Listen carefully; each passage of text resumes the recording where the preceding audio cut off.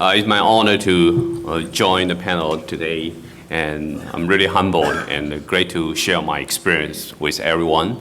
And really fortunate to speak after two great gentlemen here. And I would like to say, actually, as an opening, say that the communist regime is the enemy of all humanity. They are the enemy of the Chinese people as well. They are not just a threat to the United States. They are the enemy of the whole human civilization. Amen. So, for me, when I was young, I was just a freshman in college. I had the opportunity to go to Beijing to support the student movement in 1989. And on the eve of the persecution, and fortunately, a small group of students were able to withdraw from the Tiananmen Square. But when we withdraw, the PLA already opened the fire, and you can hear the gunshot hitting the monuments. And so we were the lucky group left the Tiananmen Square, and we don't know how many people died at the square. And we don't know how many civilians died to blocking the military marching into Tiananmen Square. So when we left the Tiananmen Square, when we heading north, when we passing the Chang'an Street, a tank passing by, a young student scared, and he fell on the ground. But the tank stopped, intentionally rolling back, crushed his skull. So his head is like a piece of paper on the ground.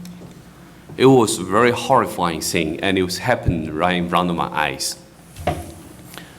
The students group, we were all petrified. And very fortunately, the soldier didn't come out of the tank to shooting at us. The tank rolled away. We were petrified there. Then we started to run away. We were really scared.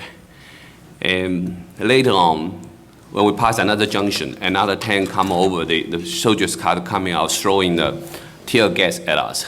So we have to run. We have to hide in the civilian's house to protect ourselves.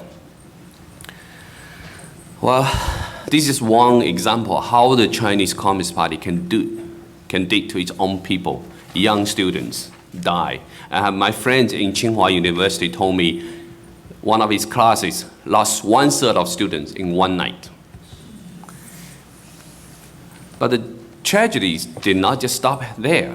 The Communist Party's nature never changed throughout the history.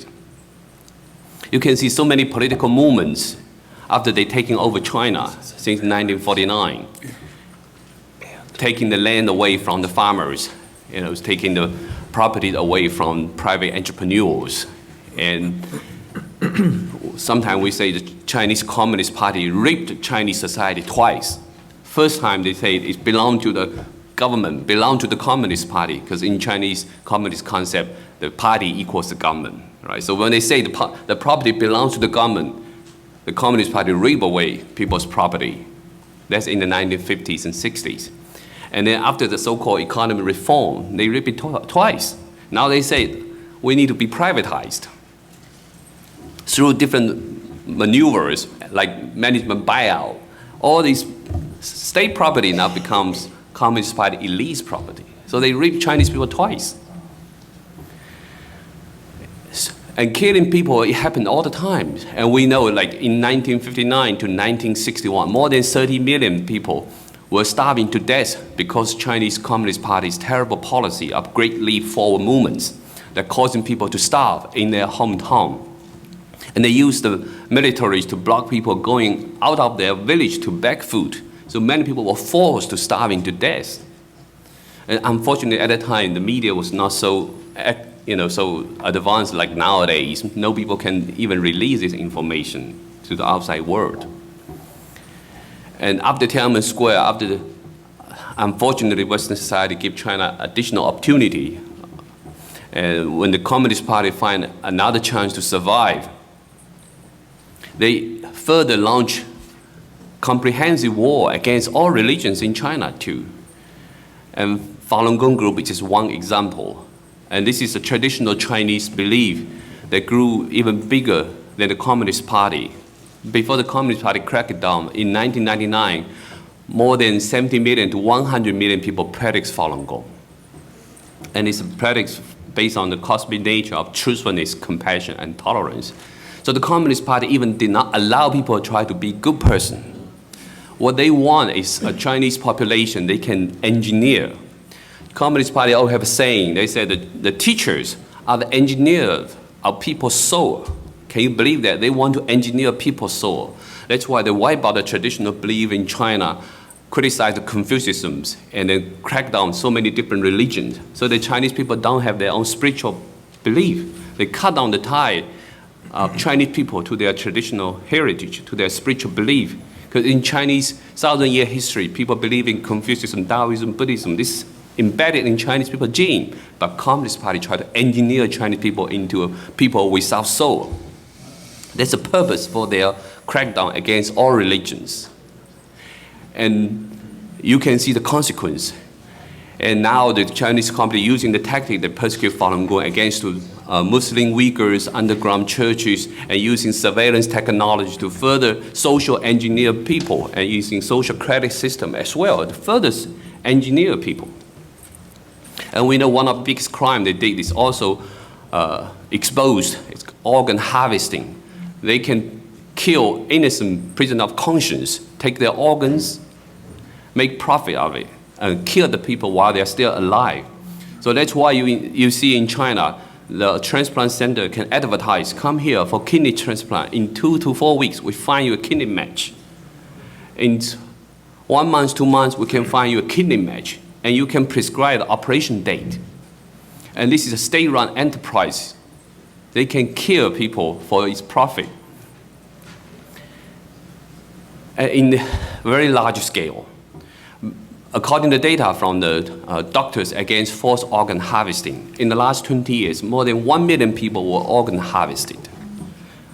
It's a very huge scale, and it's still ongoing. And right now you see the coronavirus situation. It's another clear example of how Chinese government can treat its own people. To Chinese Communist Party, dying even 1 million people doesn't matter. It's just a number, it's just a statistic. And when they see the outbreak in other countries, like South Korea, in Iran, more outbreak happen in those countries, the Communist Party is laughing at it, because now they find a reason to say, right, you see other countries cannot control the outbreak too, and we're probably doing better. We are using more draconian measures, and we contribute to 99% of the infection inside China. We help in the world. This is actually official tone. The Chinese government now been using, they've been promoting this concept in Chinese media to further brainwashing Chinese people, to make them feel they're proud that the government's draconian measure.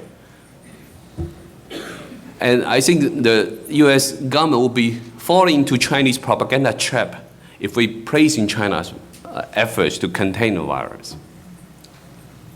It's definitely a trap, because they're using very sophisticated propaganda tools. They use WHO. They use WHO to work with Google's and other social media platform. And any YouTubers, if you talk about coronavirus, now Google very easy to yellow tag you, so that you cannot receive money, no advertisement for these kind of videos. In the name that you need to control the misinformation about coronavirus. And WHO is leading. It's working cohort with the Chinese government on this one. And then they blame the United States, like Gordon mentioned. So is this a whole complete sophisticated scheme to blame the United States for coronavirus outbreak? So you can see to them, dying more people in the world doesn't matter, because they can justify, we're doing better, we do better control in China. So that's the nature of the Communist Party. So the threat is imminent there. And the world definitely need to know what the communists want to do next, so that we can prepare ourselves. And we need to really understand the Communist Party is against all humanity, and it's the enemy of the Chinese people, and it's the enemy of the whole civilization. Thank you.